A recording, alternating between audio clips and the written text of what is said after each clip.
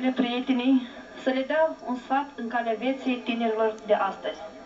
Cred că începem de la nănășei, cei mai apropiați, cei mai buni prieteni pentru dumneavoastră.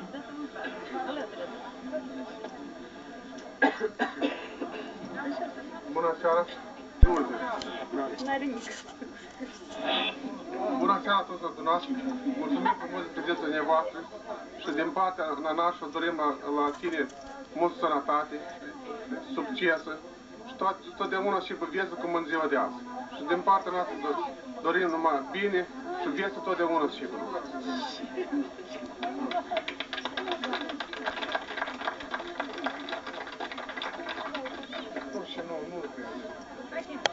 1, 2.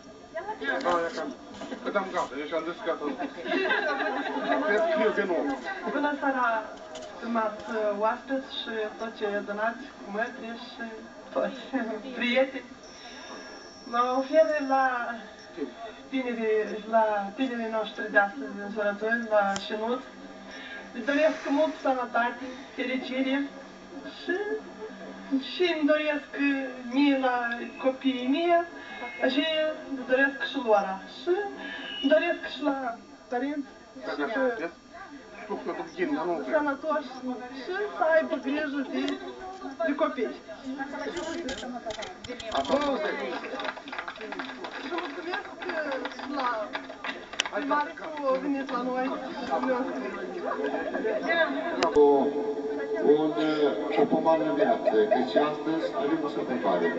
S-au luat doi tineri care vor pleca împreună pe o cale dreaptă, pe o cale care vor fi îndrăgostiți și datorită dumneavoastră astăzi să ne bucure acei părinți care le-au dat viață, acei nănași care vor fi mereu la bine și la greu.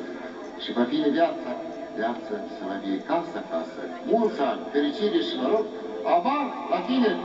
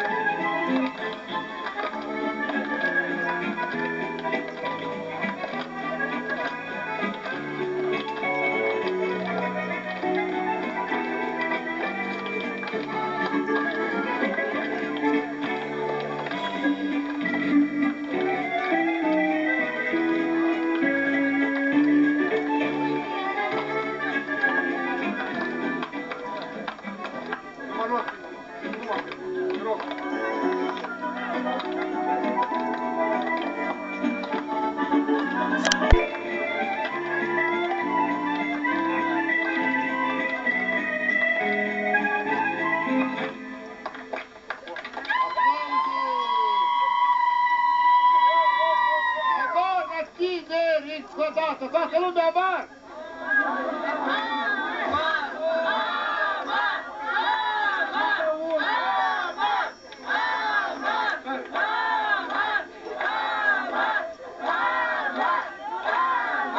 Hai tare aici să las mâncat!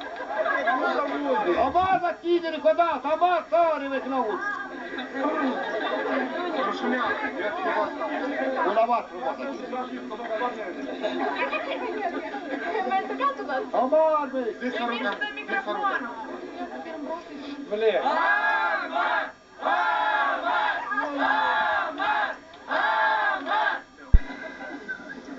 Stimați copii, toți adunați, vă felicit cu ziua de azi și vă doresc toate cele și doresc eu mie și la copiii care sunteți voi, sănătate, fericire, iubire și împăcăciune.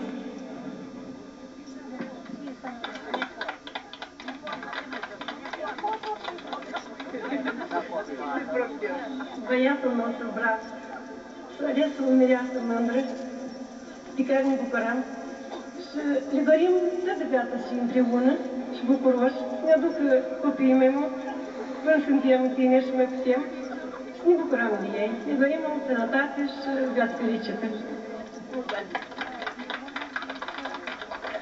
De seară îl are și domnul primar de Mincăuț, Stanislav Băiran. Onorată asistență, dragi tineri, stimați părinți, nănași. Deci am fost toți martori oculari la crearea noii familiei Gropa. Deci astăzi s-a deschis o filă istorică în familia Gropa. Deci crearea acestei noi familii. Deci e o sărbătoare în familia Zacariu, e o sărbătoare în familia Gropa și nu numai. Astăzi se servează tot raionul, dragi tineri. A coincis căsătoria dumneavoastră cu sărbarea, aniversarea 65 de ani de la formarea raionului Locuța. Deci asta să fie o mintire în viața dumneavoastră. Deci dacă se va întâmpla că, Doamne ferește, veți uita data înscrierii dumneavoastră, veți aduce aminte când e data formării raionului Locuța. Deci eu vă doresc ca niciodată această dată să nu iasă, să nu se uite din amintirea dumneavoastră.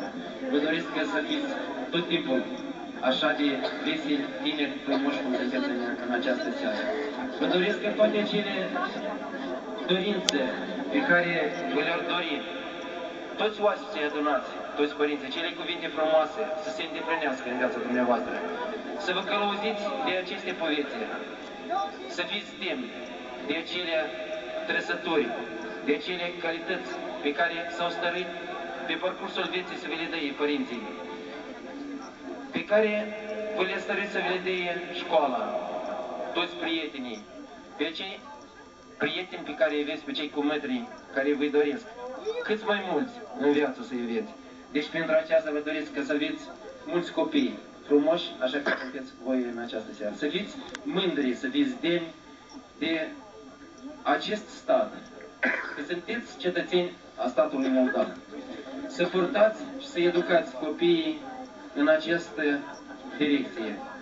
Vă doresc ca în casa dumneavoastră tot timpul să fie pânica aceasta care este prezentă în această seară, e prezentă pe masă, niciodată să nu se amarască acest sărut din această seară, pe care l-ați îndulcit cu miere, dar indiferent de faptul, deoarece această filă istorică, trebuie să primim istoria cum este, istoria familiei, deoarece poate să vă arunce viața, indiferent de faptul unde va arunca și indiferent de ce va fi sortită în viață. Tot timpul să vă respectați unul pe altul, să nu uitați de casa părintească, de părinți.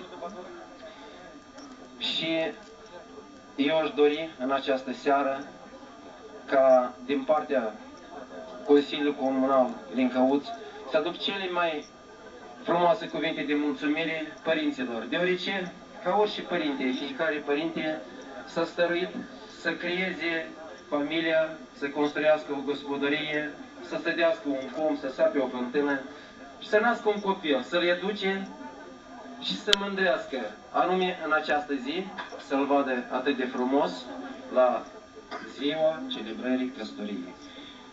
Deci vă mulțumim pentru educația care le-ați dat la acești tineri și vă doresc ca, într-adevăr, acești tineri să vă stimeze, să vă respecte, cu ce puteți mai îndrumați și mai ajutați.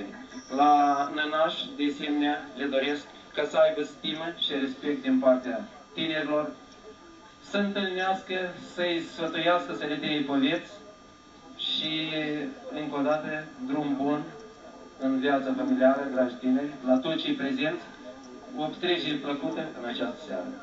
Drum bun în viața familiară. Căsătorie vă dorește sănătate, pace, fericire, să vă iubiți în viață până la ultima minută. Să fiți uniți, o familie unită, să vă ajute Dumnezeu în viață, să aveți copii frumoși, sănătoși. Toate cele bune! Aplauze frumoase!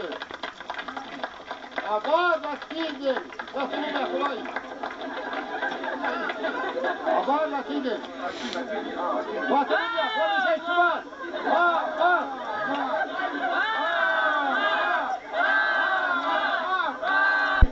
un cer fără nori, o pâine cu flori, o apă cristalină și o viață senină. De necazuri să nu știți și cu drag să vă iubiți. Drum bun și o seară petrecere în continuare.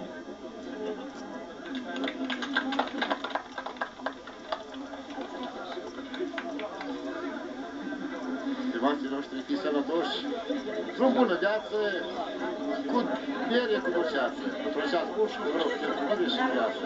Să vă fie casă acasă, să vă fie masă masă, să aveți în viață numai flori și dragoste curată, să nu mai spată niciodată. Cu la mare, cu la mare.